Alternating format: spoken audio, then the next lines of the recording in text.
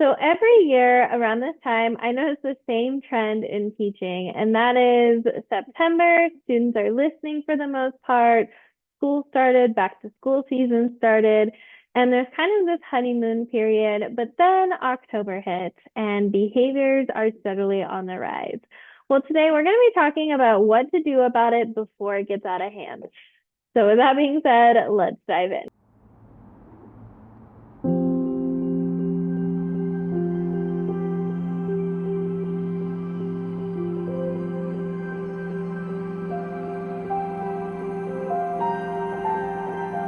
So before we talk too much in depth about how to fix this, let's talk about why this happens in the first place. So why do behaviors rise around this time of year?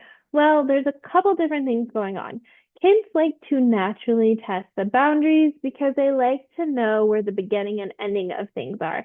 I like to think of boundaries as like a fence. When you have set boundaries in your classroom, it's clear where the playground starts and ends and where your students are allowed to play in and where they aren't allowed to be because they might be off into the street or in front of somebody's house. Well, that's essentially what boundaries are. And when you don't have clear boundaries in the classroom or a clear fence line, your students are naturally going to test to see where that end is and how far they can push it to extend that fence. So it's really important to make sure that you have strong boundaries. And this is something that, again, kids are just naturally going to test as time goes on and that honeymoon phase kind of ends. The second thing is routines start to get sloppy. Maybe at first you were really adamant about how students did things a certain way and that they followed the expectations. But as time went on and things got busy, things started to slip. You had kids talking when they weren't supposed to, kids goofing off, and you didn't catch it right away. And then eventually the kids just learned that that's okay to do. And now our routines are sloppy and kids aren't following expectations like they used to. The third thing is teacher fatigue sets in. I know this happened for me in October of my first year of teaching. That was around the time that teacher burnout kicked in. And so I didn't have the energy to dedicate to running my classroom like I would have. So that's when teacher fatigue sets in. So it's easy to have that honeymoon, that energetic, excited to be there phase kind of end for teachers and that transition to survival mode. And so it's natural then that students are going to mirror or match the energy you come into the classroom. So if you're not on the top of your game like you were at the beginning of the year, no fault to you at all, your kids are just naturally going to mirror that energy and match that energy and mirror it back to you. So now that we talked about why this happens, let's talk about what to do when it comes to not being in the honeymoon period anymore. So the first thing is to don't throw everything out. You've done a lot of the hard work already at the beginning of the year, so you don't need to restart from scratch. Here's what I recommend doing. Review your classroom procedures. Now, there's a specific way I like to teach classroom procedures, and if you want to see more in depth what that looks like, definitely check out my classroom procedure slides. It has over 40 classroom procedures I teach in my class. They're already done for you, already filled out.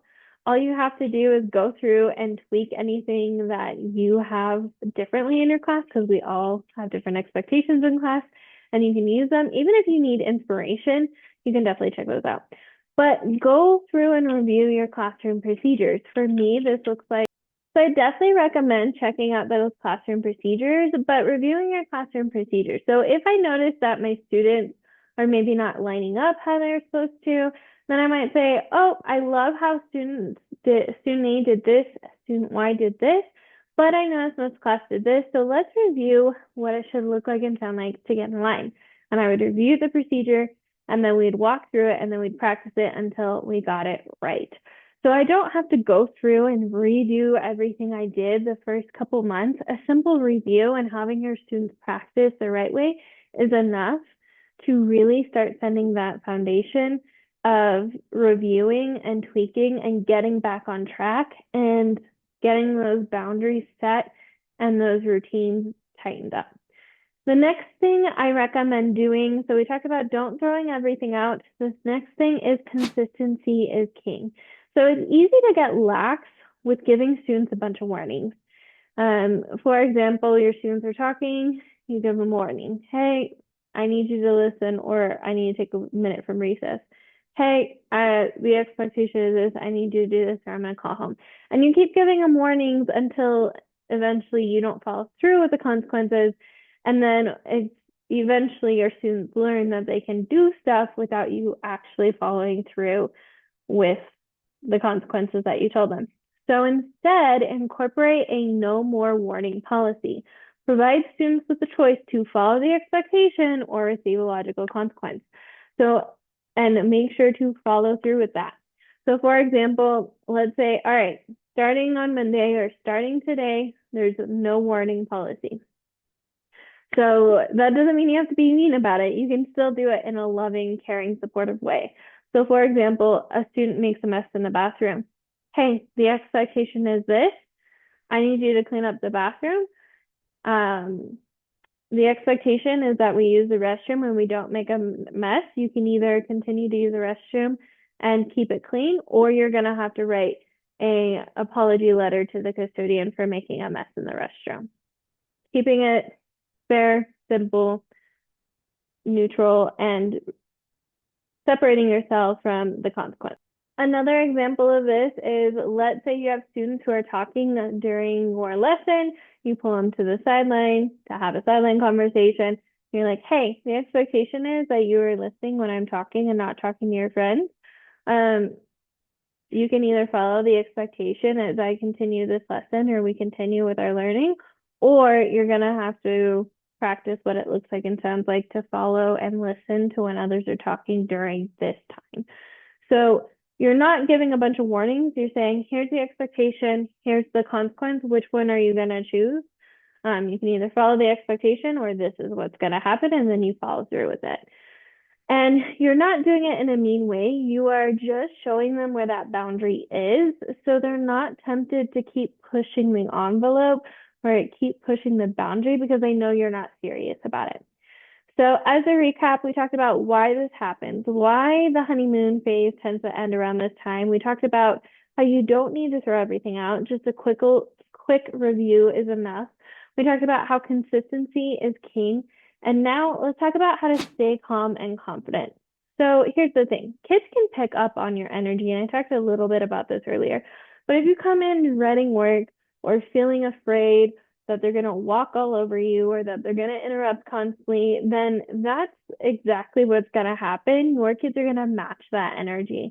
So make sure when you show up confidently, and your students will do the same. So that wraps up everything in regards to why the honeymoon has ended and what you can do about it. As a recap, we talked about why this happens in the first place, why this is common for many teachers, if not all teachers. We talked about how you don't have to throw everything out to fix it. A simple review can be enough. We talked about how to be consistent and how consistency is king when it comes to moving forward and having strong classroom management for the rest of the term. And then we talked about how to stay calm and confident, because whatever energy you show up with, your students are definitely going to match. I hope you found this helpful. Which one of these strategies did you find the most helpful that you're going to incorporate? Let me know in the comments or send me a DM. I would love to chat. If you found this helpful, couple things. I would really appreciate it if you could like, subscribe, or leave a review wherever you're tuning in from, so more content like this can reach more new and first-year teachers. The second thing is, if you want more free content or free strategies, I recommend checking out my classroom management guide. My classroom management guide wraps up the top 10 questions and strategies I get in regards to classroom management, and it links to additional podcasts and YouTube videos.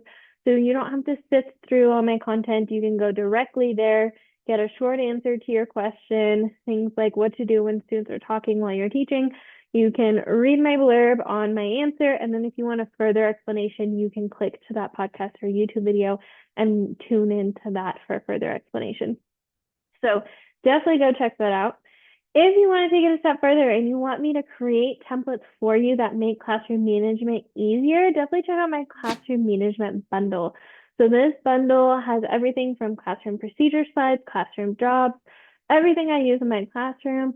So definitely go check that out. And what I like about this is if you want to access individual templates or you just want to see individual templates, you can check that out. It'll link to individual templates in my TPT store. So if there's one in particular you want access to and not the whole bundle, you can definitely do that. And the final one, if you want more strategies, you want me to take you through the entire classroom management system I have in my classroom as inspiration and how you can take it and make it your own. But you also want help with things like lesson planning, grading, communication, organization. Definitely check out the Present Teacher Circle. The Present Teacher Circle is my community where I help new and first year teachers automate their classroom with systems so their first few years aren't overwhelming and they don't reach burnout.